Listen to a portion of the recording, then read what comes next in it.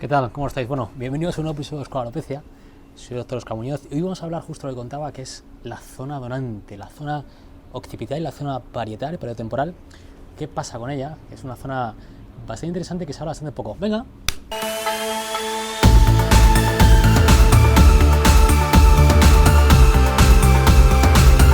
Bueno, justo es que sí, un poco tarde ahora. Acabo de salir de trasplante que hoy se me ha ido un poco la mano. Ha sido muy grande.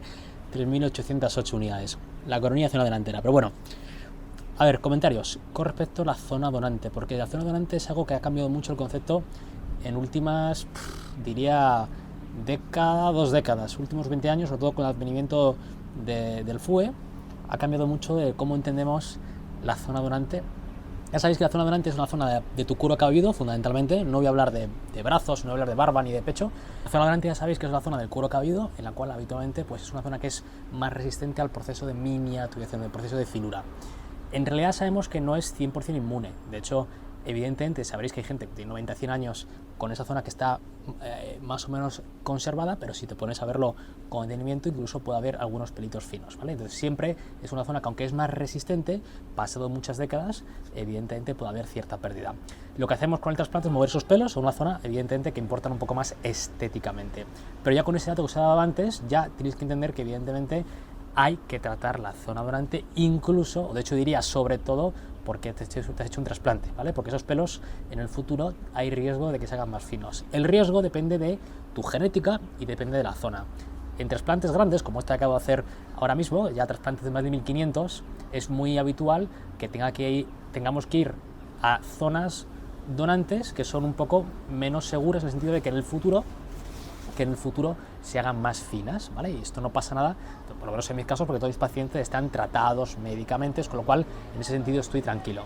Pero desde luego, que sepáis que si hacéis un trasplante muy grande y no os pone medicación, pues la vais a liar completamente. Hay otro concepto que mucha gente no conoce, y es que mucha gente, aunque en el momento de hacer un estudio puede que su zona donante no sea muy buena, como el caso de este paciente supuesto en la portada, pasado un tiempo con medicación puede mejorar lo suficiente como para plantear trasplante, ¿vale?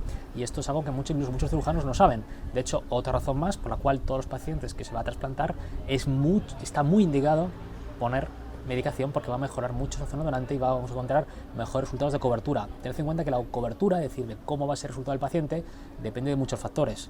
El número de pelos, unidades foliculares, el color de pelo, la piel y también el diámetro de los folículos. Los folículos, aunque estén sanos, van a mejorar con medicación, entonces van a cubrir más. Entonces no hay ningún tipo de razón para no medicar a las personas que quieren también trasplantarse, ¿vale? Todo es debatible en cada caso, pero hay casos que son obligatorios prácticamente.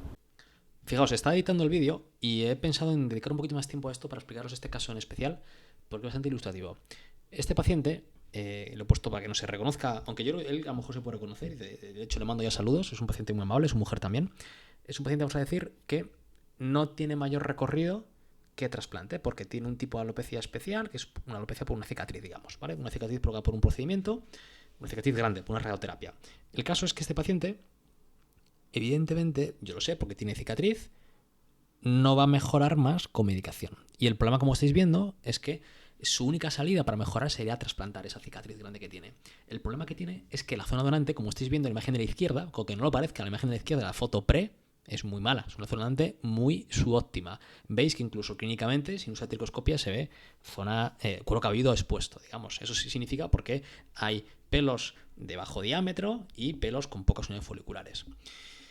Entonces se junta el hambre con las ganas de comer, como decimos, ¿no? Entonces, esta foto sería de quirófano. Fijaos que marco ahí en verde, con todo el verde, la zona donante que iba a cogerle, y aunque aquí no está puesto en la foto, también, de hecho, la mayor parte del trasplante fue con barba, aunque cogiendo esa zona donante algo en cuero cabelludo, sabiendo que tiene que seleccionar los pelos más gruesos.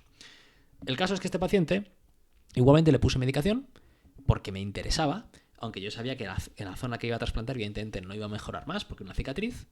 Pero fijaos lo que ocurre a los 6 meses. La zona donante ha mejorado, ¿vale? La foto a la derecha es después del trasplante y con medicación. Evidentemente la zona donante sigue siendo mala, pero pasa de ser una zona donante muy mala a solamente mala.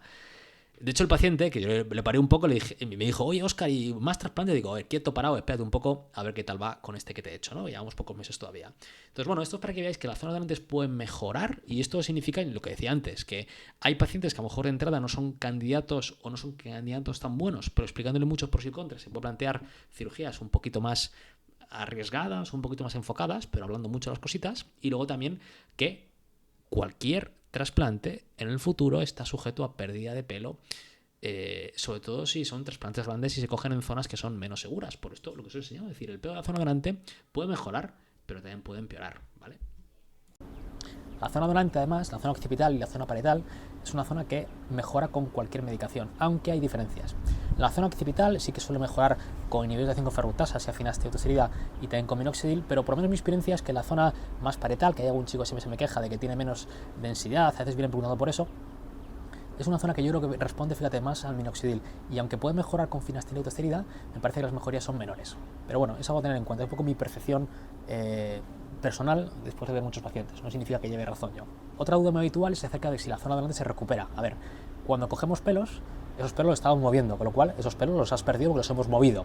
Salvo que los movamos de vuelta, pues ahí te quedas con menos pelitos. El tema es que el ojo humano, digamos, que a partir de un umbral no es capaz de realmente diferenciar si tienes menos pelos. Y lo habitual es que zonas que hay que trasplantar son zonas con densidades muy bajitas, menos de 20 unidades foliculares por centímetro cuadrado, y las zonas que tenemos donantes son densidades muy altas, por encima de 50, 60, 70, 80 unidades foliculares por centímetro cuadrado. De forma que aunque saquemos pelos, tenemos margen de sobra para que no se note que hemos sacado suficiente.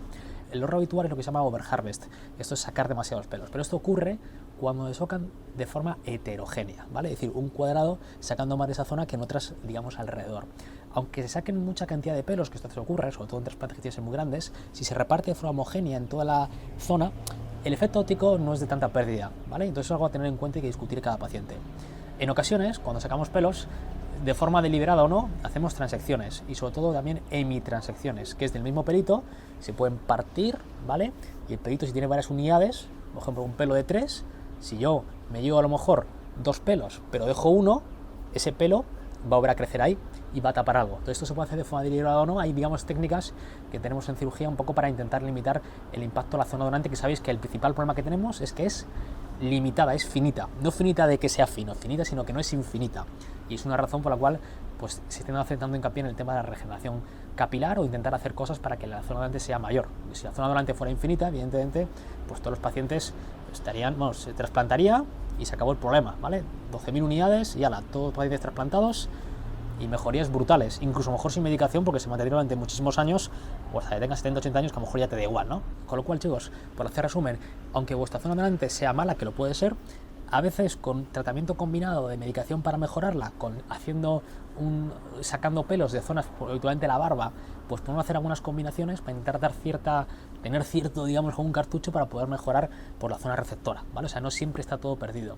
Os digo esto porque hay pacientes que a lo mejor ya no van a mejorar más con medicación, o hay pacientes a lo mejor que ya son más mayores o que tienen incluso cierta cicatriz, y entonces si no se plantea el trasplante no van a mejorar más. Con lo cual, el correo final, esto es algo para discutir con vuestro médico, pero seguro que a veces se pueden encontrar soluciones, incluso aunque se piense que está como todo perdido. Nos vemos.